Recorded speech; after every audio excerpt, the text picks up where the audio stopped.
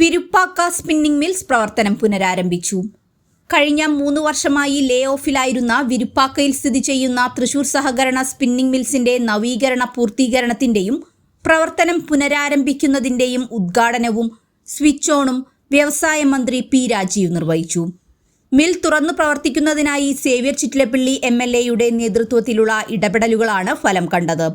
Mill 3 മാസത്തേക്ക് പ്രവർത്തിപ്പിക്കാൻ ആവശ്യമായ 2.50 കോടി രൂപയുടെ പഞ്ഞി കോട്ടൺ ബോർഡ് വഴി ഇപ്പോൾ തന്നെ മില്ലിൽ ലഭ്യമാക്കിയിട്ടുണ്ടെന്ന് മന്ത്രി പി രാജീവ് പറഞ്ഞു. സംസ്ഥാനത്താകെ സ്പിന്നിംഗ് മില്ലുകളുടെ 67 കോടി രൂപയുടെ വൈദ്യുതി കുടിശ്ശിക സംസ്ഥാന സർക്കാർ എഴുതിത്തള്ളിയപ്പോൾ ഇതിൽ 23 കോടി രൂപയും വിനിയോഗിച്ചത് വിരുപ്പാക്ക സ്പിന്നിംഗ് മില്ലിനായാണ്. തൊഴിലാളികളുടെ PF ഗ്രാറ്റുവിറ്റി എന്നിവയ്ക്കായി 1.60 കോടി രൂപ നിലവിൽ വിനിയോഗിച്ചെന്നും 2.50 കോടി രൂപ കൂടി അനുവദിക്കുന്നതിനുള്ള നടപടികൾ പുരോഗമിക്കുകയാണെന്നും മന്ത്രി പറഞ്ഞു.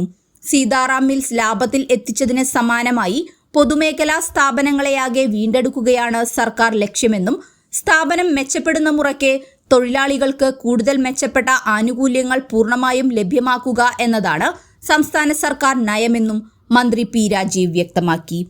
ആലത്തൂർ MP K രാധാകൃഷ്ണൻ മുഖ്യാതിഥിയായ ഉദ്ഘാടന ചടങ്ങിന് സേവ്യർ ചിറ്റിലപ്പള്ളി MLA അധ്യക്ഷത വഹിച്ചു.